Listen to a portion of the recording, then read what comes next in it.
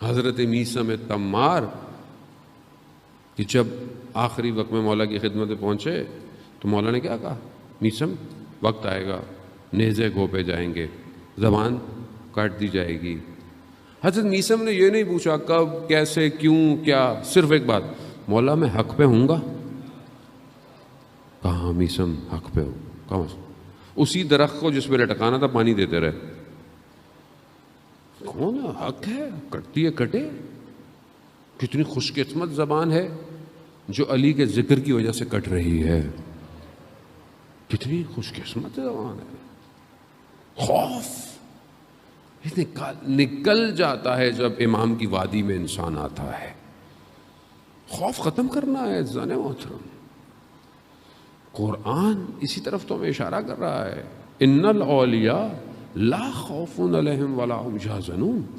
اللہ کے ولیوں کو کوئی خوف نہیں ہوتا، کوئی حزن نہیں ہوتا۔ خوف کا تعلق آئندہ سے ہے، فیوچر سے۔ حزن گزشتہ، غم یہ ہو گیا، یہ نقصان ہو گیا، یہ رہ گیا، یہ غمگین نہیں ہوتے۔ کیوں؟ انہیں پتا ہے کہ یہ جا کہاں رہے ہیں، انہیں پتا ہے کہ کرنا کیا ہے، انہیں پتا ہے کہ یہ دنیا تو سمٹ جائے گی ایک لمحے کے اندر، لیکن جو اپنے عہد و پیما کو نبھا گیا وہی روشن رہے گا۔ آپ کے سامنے کربلا والوں کی مثال ہے۔ آپ ہر نماز کے بعد انہیں سلام کرتے ہیں، کیسا عہد کیا انہوں نے اپنے مولا کے ساتھ۔ بس ایسے ہی جوان کی ضرورت ہے، ایسا ہی شخص چاہیے۔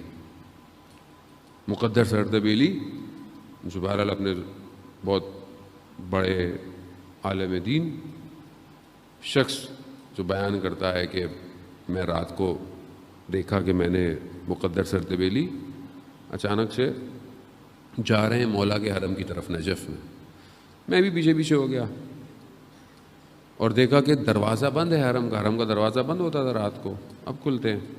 کہا جیسے وہ قریب گیا دروازہ کھل گیا خود۔ میں دیکھا یہ اندر گئے، کچھ آوازیں آئیں، کچھ باتیں آئیں، باہر آئے۔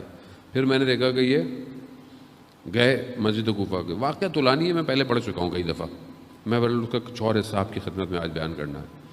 مسجد کوفہ میں گئے، وہاں دیکھا ایک نور ہے، روشنی ہے، یہ کچھ باتیں کر رہے ہیں۔ پھر کہہ رہے واپس آ رہے تھے مسجد کوفہ سے ہوتے ہوئے سہلا کی طرف سے لے کے نجف کی طرف، تو پیچھے پیچھے مجھے کھانسی آ گئی۔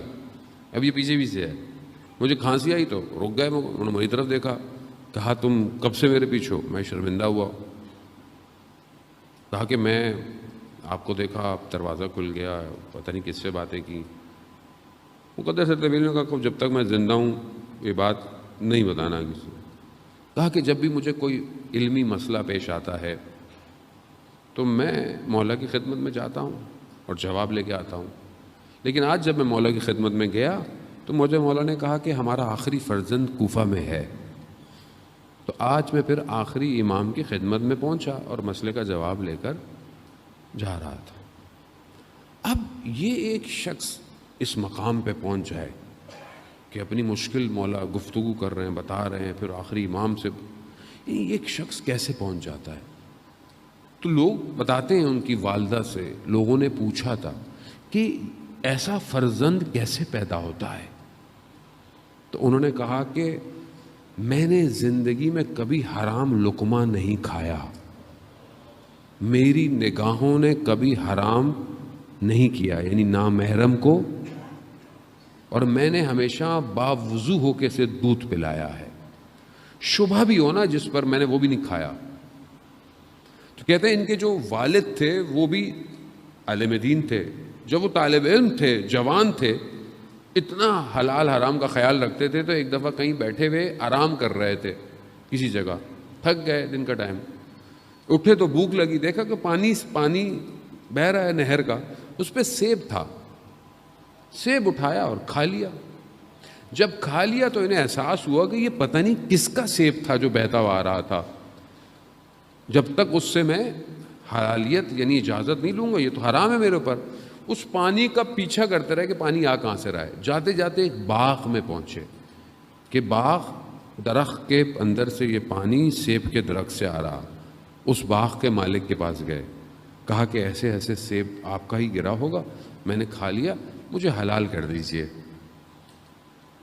اس شخص نے کہا کہ میں ایک شرط پہ حلال کروں گا۔ کہا میری بیٹی سے شادی کرو۔ کہا میری بیٹی جو ہے وہ نہ بول سکتی ہے نہ سن سکتی ہے، گونگی بھی ہے اور بہری بھی ہے، اور اس کا بدن بھی شل ہے، لیکن اتنے حلال کے قائل تھے، انہوں نے اس شرط کو قبول کیا، اس کو قبول کیا۔ جب شادی ہوئی، نکاح ہوا، کمرے میں گئے، جیسے داخل ہوئے تو خاتون نے ان کو سلام کیا۔ یہ پریشان ہو گئے، یہ تو بول رہی ہے۔ تو والد آئے، کہا یہ تو بول رہی ہے۔ کہتا ہاں، میں دیکھ رہا تھا کہ تم اتنے متقی پرہیزگار ہو، میں تمہارا امتحان لینا چاہتا تھا، لیکن جو میں نے کہا میں نے سچ کہا، جھوٹ نہیں کہا۔ یہ یعنی گونگی، یعنی بولی نہیں، یعنی اس نے کبھی بھی کسی کی غیبت نہیں کی ہے۔ یہ بہری، اس نے کبھی نامحرم یا کوئی آواز نہیں سنی ہے، اس نے کبھی کسی نامحرم کو نہیں دیکھا ہے، یہ پاک صاف۔ اب ظاہر ہے پھر اسی بطن سے جو پیدا ہوتے ہیں پھر مقدس سے اردبیلی انسان ہے۔